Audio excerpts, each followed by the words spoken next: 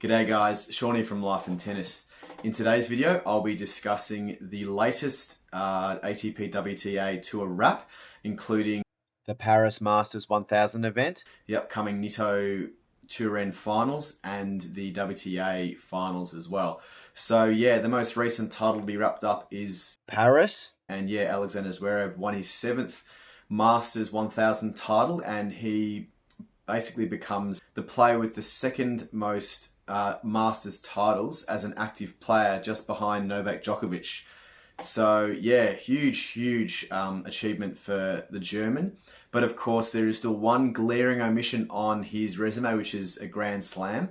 So it's odd that a player of that caliber can win so many Masters 1000 tournaments, but yet can't quite break through at the Grand Slam level. He's made 2 finals, lost them both in tight 5-set matches, mind you. So he's been there, but he just can't quite get over the final hurdle at Grand Slam level.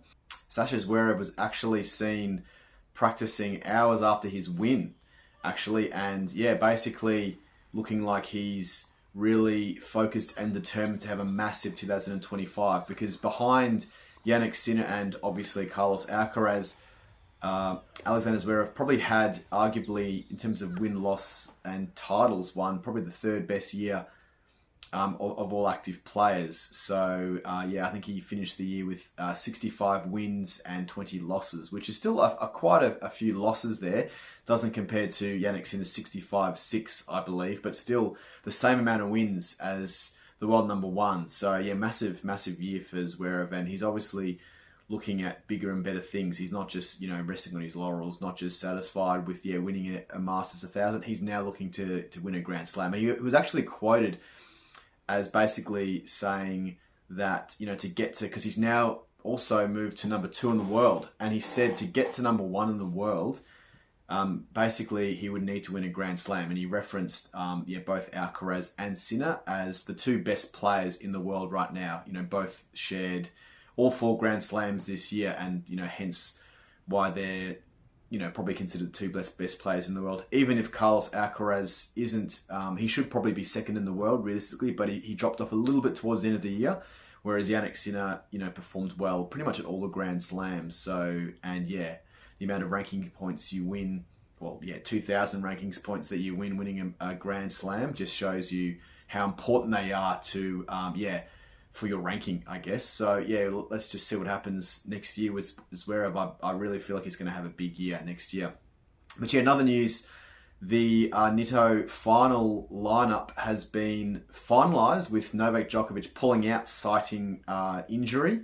So yeah, and this will be the first time that one of the members of the big three, Federer, Nadal and Djokovic, hasn't played at the Nitto finals, or the Turin finals that used to be called, since I think 2001 potentially. So an absolute, amazing record that those 3 players have, amassed over that time. And of course, Federer and Novak, I think, have won 6 each, or maybe Novak's won 7 now, I can't remember. But yeah, it's just such an epic achievement that those 3 players just made. Continue to essentially finish, as one of the best 8 players of the year for basically 23 years running, which is insane. So, or 22 years running, which is absolutely insane. So yeah, it'll be strange not to see Novak there, or obviously Federer and Nadal. But yeah, it's great to see now these, the next gen now coming through. So yeah, the last 3 players to confirm their lineup at the Nitto finals are Alex De Minaur, Casper Ruud and Andre Rublev.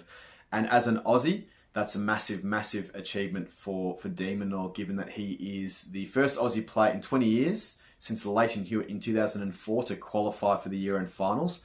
So it's a first for him in his career, and a first for Australia in 20 years, which is an amazing achievement. So well done, go Demon, and yeah, let's hope he has a really good tournament. Those 3 players, Ruud, De Minaur and Rublev, join, of course, Sinner, Zverev, Alcaraz, Daniil Medvedev and Taylor Fritz as the 8 players for 8 players that have qualified, with Stefanos Tsitsipas and Grigor Dimitrov as the alternate players should one of those 8 players get injured or pull out. So yeah, it's a great lineup, and I'm really looking forward to when the tournament starts, and it's really at the moment up in the air who's going to win it, because the Nitto finals does tend to be more open than the other tournaments throughout the year. And of course, it's the 8 best players of the year, essentially, or the players, 8 players that have had the best year in terms of results. So yeah, it's always a fun watch, and it's always really, really highly competitive. So we'll see what happens. I would say Sinner probably goes in as the favourite, given he's the number one player in the world, and also the hardcourt king. But of course, any of those players are capable of taking out the title. On the women's side of the tour, we've of course had the WTA Finals, which started on the 3rd of November, and we've already had some interesting results at the group stages. There, I think only Aryna Sabalenka and Coco Gauff have won both of their matches that they've played so far, with a few players that have maybe underperformed a little bit, including Elena Rybakina, who I think has lost both of her group stage matches, and even Iga Swiatek has won one and lost one. So yeah, it seems like probably the favourite you would say is Sabalenka. I think, of course, given that it's played on hard court, she's been the best hard court player on the WTA Tour this year, winning both the Australian Open and the US Open, of course, which are both played on hard court. But but Coco Gauff is still a force to be reckoned with as well. She's also won both of her matches. So yeah, that'll be interesting to see how the WTA Finals plays out. But yeah, apart from that, guys, these are basically the last major tennis tournaments of the calendar year. Of course, you've got some 250 events that are also running right now, but the WTA Finals and the Nitto Finals are the last 2 major events on the ATP and WTA Tour. So, once they wrap up, I guess the tennis calendar has a mini break over December, and then, we kick off at the start of January for the lead-in tournaments to the Australian Open. So yeah, we're looking forward to that. But yeah, really looking forward to watching the Nitto Finals and seeing how they unfold, and of course the WTA Finals as well. But anyway, guys, that's all from me. For more tennis and life related content, please like and subscribe. Cheers, guys.